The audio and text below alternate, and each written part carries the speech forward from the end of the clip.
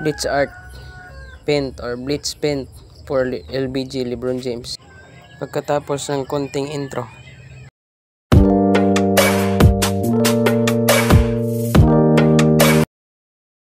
so ginagamit pala natin ito na lapis mga idol, yung Dermograph pencil. Nabili ko to sa dito na din sa TikTok, yung 12 pieces na yon. Marami kang papipilian kung ilang pieces na bibilhin mo. Ang kagandahan nito, madali lang siyang tsansahan pagtansa mo.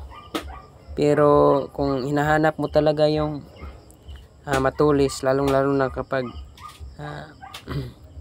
pang grid o outline yung gagamitin mo, ginamitan ko ng pangtasa or yung sharpener. Tapos lang, inatansya ko lang yung tulis niya. Ganyan lang.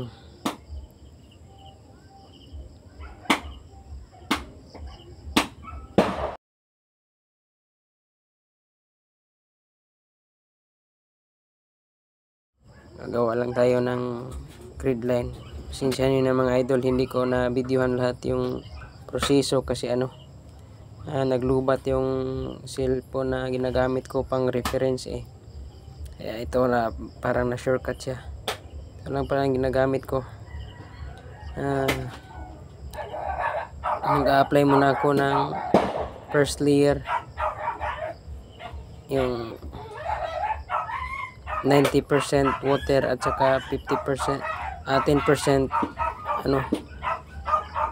10% sunrocks, yung 100% original. Tapos gumagamit ako ng iba't ibang laki ng brush. Tapos dapat careful kayo na baka tumalsik yung sunrocks at mahirap na burahin. Kaya dahan-dahan lang mga lods. Ganyan lang. Ganyan. Lagyan ko muna ng first layout ay yung 90% water at saka 10% sunrocks. Tapos forward naman kasi mahirap talaga. Balang araw makikibili rin ako ng saktong gamit.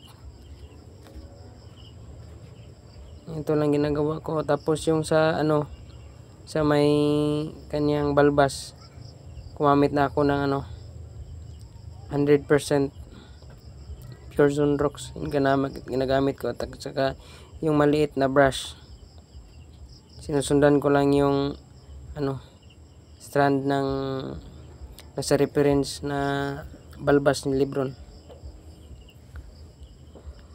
Ganito lang ginagawa ko mga idol. Tapos fast forward naman kasi hindi kasi buong araw to ginagawa kasi may trabaho din ako. Pang sideline lang tong ginagawa ko mga idol. Ito lang, medyo na kahawig na ni Lebron.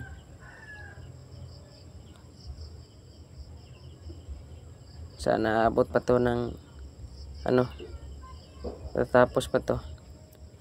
Kasi birthday pala ni Lebron bukas. Akalain mo yun magpo-40 na. Pero halimaw pa rin na maglaro ng basketball. Ito ginagawa natin ngayon yung logo ni Lebron James. Yung LBG, tapos yung may parang crown. Lagyan natin ng 90% at 10% na sunrocks. Na-applyan ko lang pagkatapos. Nilagyan ko ulit ng 50% water at 50% sunrocks. Tapos pang pang finish yung 100% sunrocks. Ito ang resulta pinalabas. Tapos muna yung signature natin, GB's Art TV. At saka sa mga nagtatanong pala, kung ano yung ginagamit ko na brand ng t-shirt. Ito po ay small na yung brand niya Urban Pipe. Mabibili nyo sa TikTok, mas mura doon. Ito na pala yung outcome niya mga idol. Sana magugustuhan nyo.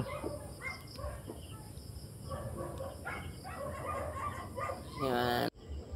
Tatlo na mga idol. Thank you for watching.